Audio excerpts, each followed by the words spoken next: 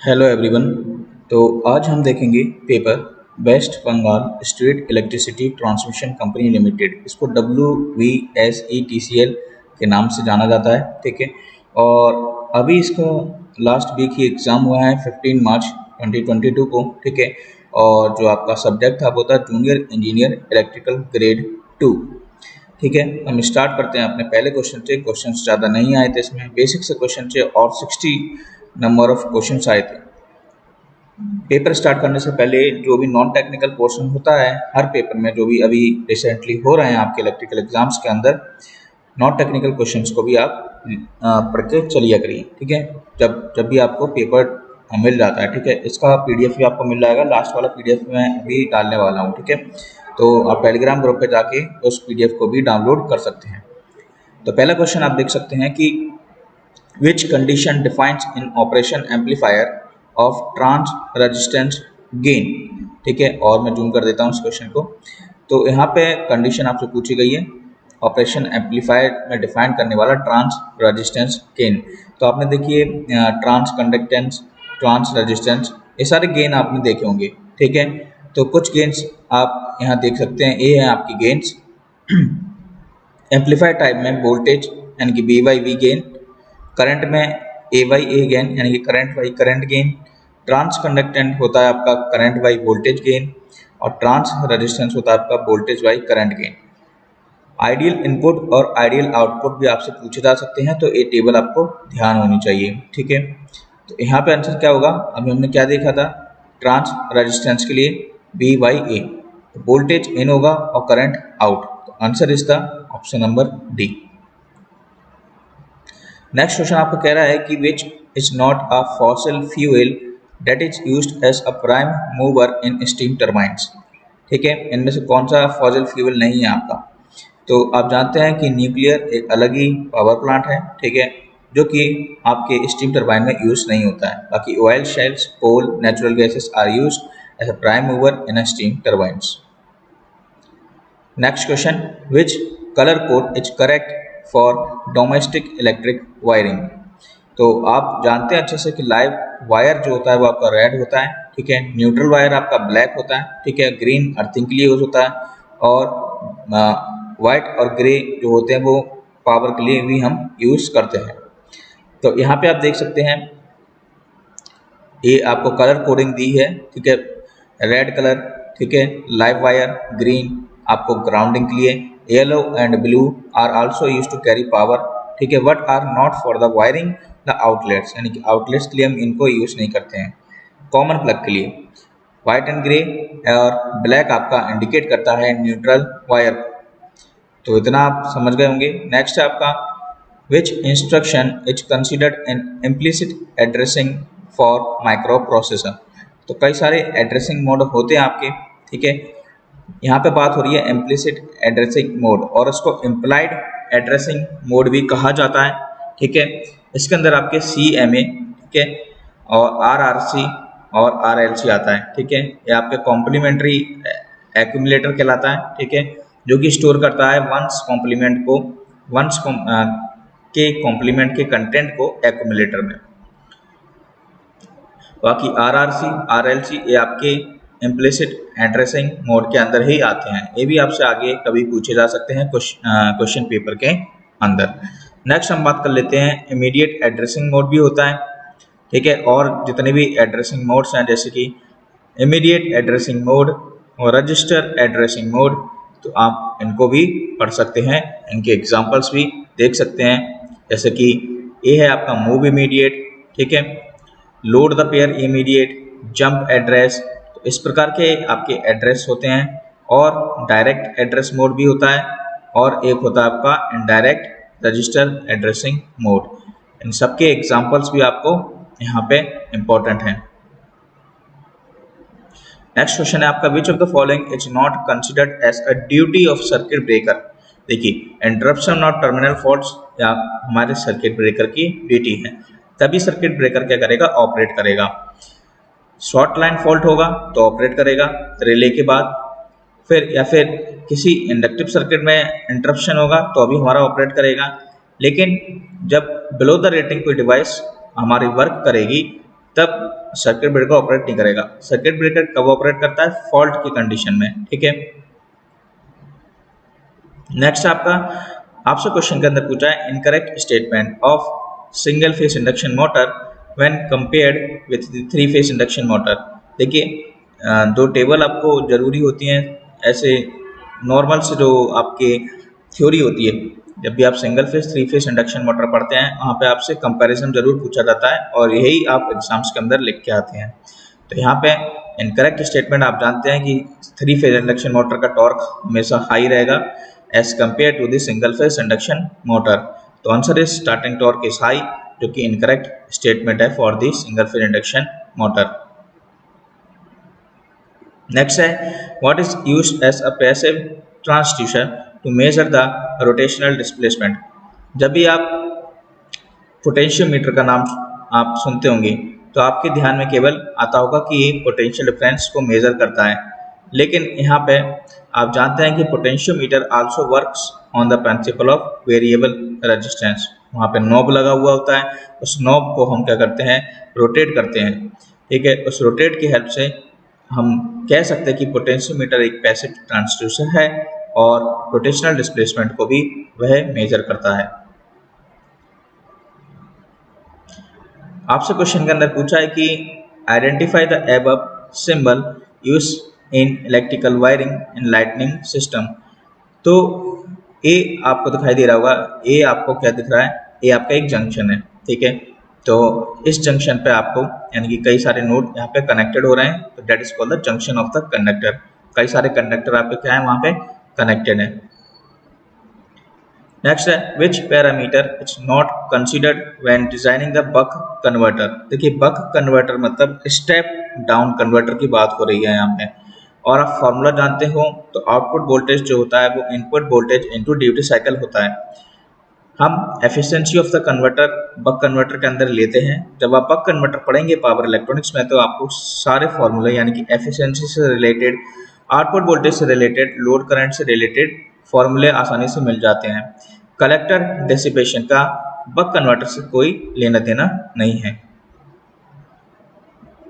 अगला क्वेश्चन है कि कौन से टाइप का डायोड है जो कि स्पेशली डिजाइन किया जाता है नेगेटिव डायनेमिक रेजिस्टेंस रीजन के लिए। तो अच्छे से आप जानते होंगे यहाँ पे कई सारे डायोड होते हैं, ठीक है। Rectifier diode, Zener diode, light emitting diode, variable capacitance diode, switching diode, tunnel diode, photo diode, Gunn diode. तो आप सारे के पॉइंट्स वन लाइनर पढ़ सकते हैं क्योंकि आपसे पूछ लिए जाते हैं। जैसे कि टनल डायोड में पूछा तो negative dynamic resistance region, photo diode में पूछा तो फोटो डिटेक्टर की तरह वर्क करेगा, it reacts to light radiation. Gunn diode में पूछा तो हाई फ्रीक्वेंसी इलेक्ट्रॉनिक्स, ठीक है। और बात कर रहे थे हम टनल डायोड के एप्लीकेशंस। टनल डायोड का डायग्राम भी आपसे पूछा जा सकता है, तो ये आपका टनल डायोड का डायग्राम है। साथ ही साथ टनल डायोड का applications oscillatory circuits, microwave circuits and next is resistance to nuclear radiation. अब बात करते हैं जो क्वेश्चन के अंदर पूछा था कि नेगेटिव रेजिस्टेंस की। नेगेटिव रेजिस्टेंस रीजन ये आपका कहलाता है टनल डायोड का। और हम यहाँ कह सकते हैं कि जैसे जैसे वोल्टेज आपका इंक्रीज करेगा वैसे वैसे करंट आपका क्या करेगा? डिक्रीज। यहाँ देख सकते हैं कि वोल्टेज आपका इंक्रीज कर रहा है और करंट आपका ग्रेजुअली डिक्रीज कर रहा है, जो कि अपोजिट है ओम्स लॉ का। इसलिए नेगेटिव रेजिस्टेंस रीजन आपके टनल डायोड के अंदर होता है। नेक्स्ट है कि इनमें से कौन सा मेथड आपके टर्न ऑन मेथड नहीं है? SCR सिलिकॉन कंट्रोल रेक्टिफायर का टर्न ऑन मेथड। स्टार्ट करने के मेथड आप जानते हैं टेम्परेचर ट्रिगरिंग होता है, फॉरवर्ड वोल्टेज ट्रिगरिंग होता है, ठीक है, गेट ट्रिगरिंग होता है, dV/dt ट्रिगरिंग होता है, लाइट ट्रिगरिंग होता है। यहाँ पे बैकवर्ड वोल्टेज ट्रिगरिंग नाम से टर्न ऑन मेथड नहीं होता है। नेक्स्ट हम बात करते हैं विच of the following defines the ratio of output signal of the given instrument to change of the input of the variable under measurement। तो सेंसिटिविटी ये कहलाती है। सेंसिटिविटी का फॉर्मूला आप जानते हैं delta V0 upon delta V input, ठीक है। तो ये आपका रेशियो कहलाता है, ठीक है, output signal upon change in input of the variable under measurement. Next question है कि which type of protection scheme is making a network of grounded GI wire over an electrical sub station. देखिए यहाँ पे एक protection scheme को हम use करते हैं, ठीक है। तो वो प्रोटेक्शन स्कीम हमें कुछ इस प्रकार से दिखाई देती है, जो कि हमें लाइटनिंग से बचाती है, और उसका नाम होता है अर्थिंग स्क्रीन। यह एक नेटवर्क है कॉपर कंडक्टर का, जो कि आपको यहाँ पे दिखाई दे रहा है, ठीक है। ये पूरे कॉपर कंडक्टर्स बने हुए हैं जनरली, जिसको शील्ड कहते हैं और स्क्रीन कहते हैं। यह किसी इलेक्ट्रिकल इक्विपमेंट पे माउंट कर दिया जाता है सब स्टेशन या पावर स्टेशन में। ये शील्ड इज प्रॉपरली कनेक्टेड होती है अर्थ से, ठीक है, on at least 2 points through a low impedance path. On the occurrence of direct stroke on the station, screen provides a low resistance path by which lightning surges are connected to ground। तो यहाँ पे इस question का अंदर होगा answer होगा earthing screen. Next है due point of the operating air at the outlet of the air dryer should be measured with the help of hygrometer in a air circuit breaker. देखिए air circuit breaker में जो operating air में due point होता है, ठीक है, due point आप जानते हैं, क्रिकेट वगैरह देखते होंगे तो वहाँ ड्यू फैक्टर पिच पे, यानी कि जो आपका पानी की ओस की बूंदें वगैरह जो होती हैं, ठीक है, उसको हम कैसे मेजर करते हैं, तो that is called the hygrometer. इस क्वेश्चन के अंदर आपसे पूछा गया bandwidth in a resonant circuit. देखिए बैंडविड्थ के कई सारे फॉर्मूले होते हैं, जैसे कि resonant frequency upon quality factor, ठीक है। क्वालिटी फैक्टर आप जानते हैं FR अपॉन बैंडविड्थ, और बैंडविड्थ का दूसरा फॉर्मूला होता है high frequency minus low frequency, और बैंडविड्थ का फॉर्मूला R अपॉन 2πL, ठीक है, R upon omega, XL upon R। यहाँ पे इनकरेक्ट ऑप्शन आपको दिया हुआ है, ठीक है। तो बैंडविड्थ के और भी फॉर्मूले हैं जो कि आपको पूरी एक सीरीज में मिल जाते हैं, जैसे कि क्वालिटी फैक्टर से रिलेटेड, फ्रीक्वेंसी से related. Which of the following is incorrect statement for AC supply system in electric traction? देखिए इनकरेक्ट स्टेटमेंट पूछा आपसे AC सप्लाई सिस्टम के बारे में ट्रैक्शन। तो आप जानते हैं कि इलेक्ट्रिक ट्रैक्शन जो होता है that less transmission losses due to higher voltage, जितना ज़्यादा वोल्टेज होगा उतने कम लॉसेस होंगे। Ease in current collection due to low level of current, और ease in transformation of voltage level. तो यहाँ पे इलेक्ट्रिक ट्रैक्शन में ईज इन कंट्रोल मेथड जो है यह इनकरेक्ट स्टेटमेंट है for the AC supply system. For DC system अगर हम कहते तो ease in control method for the DC system, वहाँ पर बात ये सही थी।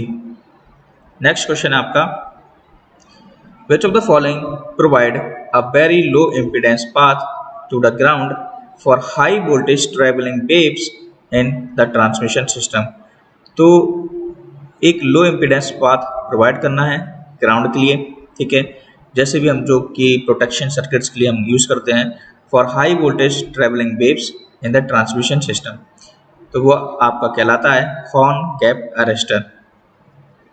देखिए सकते हैं आप दो मेटल के आपके कंडक्टर्स हैं, ठीक है, रॉड्स हैं आपकी A और B करके, इन रॉड को कहा जाता है, किसी इंसुलेटर से ये कनेक्ट होते हैं और ये आपके लो इम्पीडेंस पास कनेक्टेड रहते हैं और आपको प्रोटेक्शन प्रोवाइड करते हैं in the transmission system, that is called the horn gap arrester. अगला क्वेश्चन है कि which type of effect is not used to produce deflecting torque in instrumentation. तो यहाँ पे thermal effect, electromagnetic induction effect, magnetic effect को हम use करते हैं for the purpose of the deflecting torque in instrumentation. Next है correct characteristics of renewable sources. तो देखिए जो ऑप्शन नंबर C आपको दिख रहा है, the ability to regenerate themselves easily. तो रिन्यूएबल सोर्सेज यानी कि नॉन कन्वेंशनल सोर्सेज जो होते हैं सन, विंड, तो वो हम कह सकते हैं उनके बारे में कि ये अपने आप को आसानी से रीजनरेट कर सकते हैं, जैसे कि सूर्य है, ठीक है, सन की energy best example. What is the normal component of velocity acting on the moving particle along a curved path? Sorry, if the tangential component of velocity is 50 meter per second and the particle is at 40 degree angle with the vertical. तो देखिए ये आपका ट्रैजेक्टाइल motion से एक question पूछ लिया गया है जो कि मैकेनिकल का पार्ट है, और यहाँ पे आपको नॉर्मल कंपोनेंट पूछा है वेलोसिटी का। तो जब भी आप इस 40 डिग्री एंगल का कोई लेना देना नहीं है, क्योंकि नॉर्मल कंपोनेंट विथ जब वो कुछ मूव कर रहा है कर्व्ड सरफेस पे विथ द टेंजेंशियल कंपोनेंट, तो उस नॉर्मल कंपोनेंट का जो एंगल होगा, जो भी वैल्यू होगी उस नॉर्मल कंपोनेंट की, वो जीरो होगी, क्योंकि दैट इज द एंगल बना रहा है 40 डिग्री, लेकिन नॉर्मल कंपोनेंट तो आपका 0 डिग्री पे होगा, इसलिए आंसर आपका यहाँ पे ऑप्शन नंबर बी दिया है। नेक्स्ट है what is the value of inductance if R equals to 100 ohm resistance connected with an inductor in series by the LCR meter. तो इस क्वेश्चन के अंदर कुछ चीज़ मिसिंग है, शायद फ्रीक्वेंसी यहाँ पे नहीं दी है। LCR मीटर का यूज़ एक्चुअली में L, C और R यानी कि इंडक्टेंस कैपेसिटेंस मेजर करने के लिए होता है। तो आप यहाँ देख सकते हैं कि आंसर यहाँ 1378 माइक्रो हेनरी दिया है, तो कुछ यहाँ पे एक्स्ट्रा चीज़ मिसिंग हो सकती है। नेक्स्ट है which parameter does not affect the value of the current induced in the charge by induction heating. तो कौन सा पैरामीटर इफेक्ट नहीं करता वैल्यू ऑफ करंट को, ठीक है, in the charge by induction heating में? तो चार्ज वॉल्यूम जो कि इफेक्ट नहीं करता है इंडक्शन हीटिंग के टाइम पे जब करंट इंड्यूस होता है, ठीक है। बाकी कोफिशिएंट ऑफ मैग्नेटिक कपलिंग आप जानते हैं m equals to k root L1 L2, that is effect magnitude of primary current और टर्न्स रेशियो, ये सारे जो आप जब भी इंडक्शन हीटिंग के टाइम पे इफेक्टेड प्रॉपर्टीज और पैरामीटर्स कहलाते हैं। नेक्स्ट है which is the correct statement for salient pole type alternator. देखिए जब सैलिएंट पोल टाइप और सिलेंड्रिकल टाइप ऑल्टरनेटर का कंपैरिजन जब आप करते हैं तो आप ये कंपैरिजन देखते हैं कि जो सैलिएंट पोल टाइप ऑल्टरनेटर है उसका डायमीटर क्या होता है, लार्ज, और लेंथ क्या होती है उसकी, एक्सियल लेंथ, शॉर्ट। तो ऑप्शन नंबर बी क्या होगा आपका राइट आंसर। जबकि बाकी दूसरे ऑप्शन है वो that is the correct for the cylindrical, जैसे कि सिलेंड्रिकल की स्पीड क्या होती है, हाई, तो हम कह सकते हैं that is for the cylindrical. और शॉर्ट डायमीटर किसका होता है, सिलेंड्रिकल का। और बाकी हम जैसे कह सकते हैं कि एयर गैप यूनिफॉर्म किसका होता है, सिलेंड्रिकल का। नॉन यूनिफॉर्म किसका होता है, सैलिएंट पोल का। तो ये सारे क्या है, कंपैरिजन है आपके सैलिएंट पोल और सिलेंड्रिकल के। अगला क्वेश्चन है IGBT के साथ करेक्ट एप्लीकेशन आपको बताना है कंपेयर विद दी मॉसफेट। तो देखिए IGBT जो है वो कॉम्बिनेशन होता है आपका मॉसफेट और BJT का। तो जो भी अच्छी अच्छी प्रॉपर्टीज हैं BJT और मॉसफेट की वो IGBT आपकी ले ली है, ठीक है। तो हाई वोल्टेज और लो फ्रीक्वेंसी यहाँ पे IGBT का करेक्ट एप्लीकेशन है, क्योंकि मॉसफेट आप जानते हैं हाई फ्रीक्वेंसी पे ऑपरेट करता है, IGBT लो फ्रीक्वेंसी पे करता है और हाई वोल्टेज होता है उसका, ठीक है। तो यहाँ पे मॉसफेट, BJT और IGBT के कंपैरिजन जो हैं वो आपको पता होने चाहिए। अगला क्वेश्चन है in a series resonant circuit the resultant reactive voltage आपसे पूछा गया है, यानी कि रिएक्टिव वोल्टेज यानी कि VL। तो देखिए रिएक्टिव वोल्टेज हो या फिर रिएक्टिव कैपेसिटेंस हो तो VL equals to minus BC हो जाता है, ठीक है। क्योंकि सीरीज रेजोनेंट सर्किट में हमें किससे लेना देना है, XL इक्वल्स टू XC हो जाता है, तो इसी केस में VL equals to minus BC हो जाता है। तो रिएक्टिव वोल्टेज कितना हो जाता है आपका, 0। यह जो डेफिनेशन कह रहा है कि दो bodies individually in equilibrium with a separate head body, और जो then the first two bodies are also in thermal equilibrium with each other, यानी कि दो बॉडी इक्विलिब्रियम में है तो तीसरी बॉडी भी क्या होगी, इक्विलिब्रियम में। तो उसको वो कहलाता है आपका zero law of thermodynamics. Dot represents, देखिए A डॉट बी आपका क्या है, एंड गेट। अगर प्लस होता तो हम कहते और गेट। तो ऐसे भी क्वेश्चन आपसे पूछ ले जाते हैं लॉजिक गेट से। नेक्स्ट है the highest power transport capability of a power line bundling conductor is. देखिए बंडल ऑफ कंडक्टर जितने ज़्यादा होंगे उतनी अच्छी पावर कैपेबिलिटी होगी, ठीक है। तो यहाँ पे डबल हो या फिर 4 टाइम्स हो या फिर 6 टाइम्स हो या फिर 8 टाइम्स हो, तो यहाँ पे सबसे ज़्यादा 8 टाइम्स है। तो जितने ज़्यादा बंडल होंगे कंडक्टर में उतनी अच्छी पावर ट्रांसफर कैपेबिलिटी और ट्रांसपोर्ट कैपेबिलिटी होगी। अब देखिए नेक्स्ट क्वेश्चन के अंदर आपसे पूछा गया है कि ये जो पैरामीटर, कौन सा पैरामीटर हम मेजर कर रहे हैं डिजिटल मल्टीमीटर से, जो कनेक्शन आपको दिखाई दे रहा है। तो देखिए यहाँ पे रेजिस्टेंस की सीरीज में हमने मेजर किया है, तो कह सकते हैं हम एमीटर लगा होगा, यानी कि करंट को हम मेजर कर रहे होंगे। अगर यही बात हम कुछ इस प्रकार से मेजर करते, ऐसे करके इस रेजिस्टेंस के अक्रॉस, तो हम पैरेलल में कह सकते थे कि उसके अक्रॉस हम वोल्टेज मेजर कर रहे हैं। तो यहाँ पे आंसर क्या होगा आपका करंट। अगला क्वेश्चन है कि single line to ground fault occur in underground delta connected system, the value of the voltage of other line will. देखिए जब single line to ground fault होगा अंडरग्राउंड डेल्टा कनेक्टेड सिस्टम में, तो जो voltage होगी, जो दूसरी लाइन होंगी जहाँ पे भी फॉल्ट हुआ है और उसके अलावा जो दूसरी लाइन होंगी वहाँ का वोल्टेज क्या हो जाएगा, इंक्रीज। क्योंकि यहाँ पे पैरेलल कनेक्शन में वोल्टेज क्या होता है, डिवाइड होता है। जैसे एक जगह फॉल्ट अकर होता है दूसरी अदर लाइंस में वोल्टेज क्या हो जाता है, इंक्रीज हो जाता है। नेक्स्ट क्वेश्चन है कि which of the following statements for shell type transformer is incorrect. तो देखिए यहाँ पे भी कंपैरिजन से रिलेटेड आपका एक, देखिए एक कंपैरिजन टेबल जो लास्ट क्वेश्चन के लिए छूट गई थी, जैसे कि मैंने बताया था आपको बीजेटी, पावर मॉस्फेट और आईजीबीटी के लिए। अभी जो क्वेश्चन है वो कोर टाइप और शेल टाइप ट्रांसफॉर्मर के लिए है। तो इस प्रकार की कंपैरिजन भी आपको याद होने चाहिए। तो यहाँ पे आप देख सकते हैं कि हमें शेल टाइप ट्रांसफॉर्मर में 3 लिम्स होते हैं और कोर टाइप में 2 लिम्स। तो इसलिए यहाँ पे इनकरेक्ट ऑप्शन आपसे पूछा गया है। तो only half of the windings are wound cylindrically around each leg of transformer, A आपका इनकरेक्ट ऑप्शन है। क्योंकि यहाँ पे आप देख सकते हैं कि it has only the 2 magnetic circuits with 3 limbs. और कोर जो सराउंडेड होता है कंसिडरेबल पार्ट ऑफ बाइंडिंग होता है ट्रांसफॉर्मर के across. Which of the following is the correct statement for active transducers? तो नॉन इलेक्ट्रिकल क्वांटिटी से इलेक्ट्रिकल क्वांटिटी में कन्वर्जन हम एक्टिव ट्रांसड्यूसर के अक्रॉस के थ्रू करते हैं, ठीक है। और खुद ही एक सोर्स की तरह ऑपरेट होता है, इसको एक्सटर्नल पावर सप्लाई की जरूरत नहीं पड़ती है, लेकिन इसका जो रेजोल्यूशन होता है वो लो होता है as compare to the passive transducers. Which type of work is not done every week on the maintenance program for induction motor? देखिए हर जो वीकली जो आपके मेंटेनेंस होता है, ऑपरेशन और मेंटेनेंस प्रोग्राम जो होते हैं इंडक्शन मोटर के लिए, उसमें हम रोज इसको साफ नहीं कर सकते, वॉश आउट नहीं कर सकते, और हर वीकली में उसके ऑयल को चेंज नहीं कर सकते, ठीक है। क्योंकि यहाँ पे हम मंथली और ईयरली ये सब ऑपरेट होता है। तो इसका आंसर क्या होगा, ऑप्शन नंबर डी।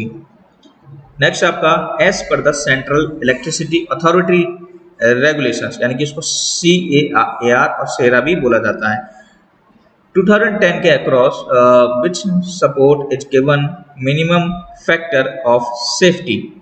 तो जो मिनिमम फैक्टर यहाँ पे है सेफ्टी के लिए वो मेटल सपोर्ट्स है। देखिए आपको ये बताना है कि किस प्रकार का डायग्राम आपको शो कर रहा है। तो ये जो डायग्राम है आपने कभी ऑटोकैड यूज़ किया होगा अपनी क्लास वगैरह में, बीटेक के टाइम पे या डिप्लोमा के टाइम पे, तो वहाँ पे देखा होगा कि हम ऐसे डायग्राम ऑटोकैड के अंदर बनाते हैं, वो भी वायरिंग डायग्राम। तो ये आपका क्या कहलाएगा, wiring diagram. The symbol of data in 8085 microprocessor represents, तो यहाँ पे 8085 माइक्रोप्रोसेसर 8 बिट डेटा को रिप्रेजेंट करता है। नेक्स्ट है which is a variable whose value is the address of another variable in C language, तो that is called the pointers। देखिए यहाँ पे आपको एक डायग्राम दिया है और इस डायग्राम के अंदर बताना है कि किस प्रकार का कनेक्शन है। तो काफ़ी सिंपल ये आपको दिख रहा है, ठीक है। सेम आपको एक ही जैसे आपको यहाँ पे कनेक्शन दिख रहे हैं। तो जैसा कनेक्शन आपको फेस में है नॉर्मल आपका सेकेंडरी लाइन में है, तो that is called the star to star connection. तो जो भी कनेक्शन हैं star to star, delta to delta, star delta, delta star, ये सारे के सारे कनेक्शन आप रीड आउट कर सकते हैं। The light bulb operating at 100 joules per second is drawing power of, देखिए 100 जूल्स पर सेकेंड यानी कि वॉट, यानी कि पावर आपको जानते हैं energy upon time, that is called the joules per second. Incorrect option आपसे पूछा गया है कौन सा मटेरियल हम यूज नहीं करते हैं वैक्यूम सर्किट ब्रेकर में, तो that contact name is silver iron, हम इसको यूज नहीं करते बल्कि सिल्वर टेलुरियम, कॉपर लेड और कॉपर बिस्मथ को हम यूज करा जाता है। देखिए नेक्स्ट क्वेश्चन है कि डोमेस्टिक हाउस जो कि 8 किलोवाट का हीटर, 5 किलोवाट का इलेक्ट्रिक प्रेस और 400 वाट के बल्ब को 10 घंटे के लिए यूज करता है, कितनी यूनिट्स ऑफ किलोवाट हावर की एनर्जी यूज करते हैं। तो 8000 किलो वाट हीटर है, 5000 वाट आपकी प्रेस है, 100 वाट के 4 बल्ब हैं, सबका मल्टीप्लाई कर देंगे और ऐड करने के बाद आपका आंसर आएगा 134 किलोवाट हावर। नेक्स्ट क्वेश्चन जो रिलेटेड है वो ऑर्गेनाइजेशन से रिलेटेड है, ठीक है। यहाँ पे आप देख सकते हैं आपसे पूछा है कौन सा डिफाइन नहीं करता strength of matrix organization. Next question भी काफ़ी बेहद सिंपल है और यहाँ से आपसे स्लिप निकालने को कह रहा है। स्लिप का formula NS minus NR upon NS होता है, NS आप 120F अपॉन P से निकाल लेंगे। नेक्स्ट है कि which of the following is required, जो चारों ऑप्शन दिए हैं इनमें से DC ट्रांसमिशन लाइन में वोल्टेज रेगुलेशन के तौर पे कौन काम करता है, तो वो चॉपर कहलाता है। चॉपर आप जानते हैं एक DC टू DC कन्वर्टर है जो कि आपका वोल्टेज को स्टेप अप भी कर सकता है और स्टेप डाउन भी, same as transformer. Next, which of the following is not used for making variable frequency design drives, तो यहाँ पे कौन सा यूज नहीं करते हैं। देखिए जब भी BFD के बारे में आप पढ़ते हैं वेरिएबल फ्रीक्वेंसी ड्राइव्स वगैरह के बारे में, तो pulse with modulation, current source inverter, voltage source inverters, ये सारे टर्म्स एक ही साथ आते हैं। फेस कंट्रोलर आपका फेस कंट्रोलिंग पर्पस के लिए यूज होता है, लेकिन यहाँ पे वो यूज नहीं होगा क्योंकि पल्स विथ मॉड्यूलेशन टेक्निक्स आपके इन्वर्टर्स में यूज होती है, जहाँ पे VFD यूज होते हैं। पल्सेस की विथ को मॉड्यूलेट करके हम वेव फॉर्म को इम्प्रूव करते हैं, that is use in the inverter purpose, और हम उसके हेल्प से BFD को डिजाइन करते हैं। Which of the following statement is incorrect for underground cable compared to overhead cables line? तो देखिए एक क्वेश्चन जो है आपसे पूछा गया है ओवरहेड लाइन और अंडरग्राउंड केबल से रिलेटेड। तो कुछ आपको मैं यहाँ स्क्रीन पे पॉइंट्स दिखाई दे रहे होंगे, that is the comparison between the overhead line and the underground line. तो इन जो भी आपको कंपैरिजन है ये रीड आउट कर लेना है, ठीक है।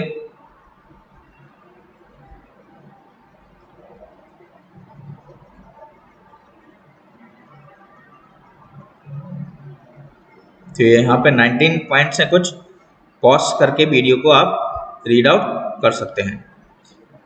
नेक्स्ट क्वेश्चन है कि इनमें से स्टैंडर्ड सिस्टम जो है मेजरमेंट का कौन सा है। तो स्टैंडर्ड सिस्टम हर कोई चीज मेजरमेंट की हम मीटर में मेजर करते हैं, तो that is the correct unit. What is considered in copper losses producing in RDC generator. बाकी के सारे ऑप्शन आपके आयरन लॉसेस से रिलेटेड हैं, ठीक है, कोर लॉसेस से और एडी करंट, सब ये आपकी एक ही चीज़ है। बाकी बाइंडिंग लॉसेस और विंडेज लॉसेस जो हैं आपके कॉपर लॉसेस से रिलेटेड है because of the due to resistance. Next भी आपका कुछ स्ट्रेटजी से रिलेटेड क्वेश्चन है, तो इसको भी आप देख सकते हैं। In a salient pole synchronous machine the rotating In a salient pole synchronous machine, the rotating magnetic field rotates at a certain speed known as।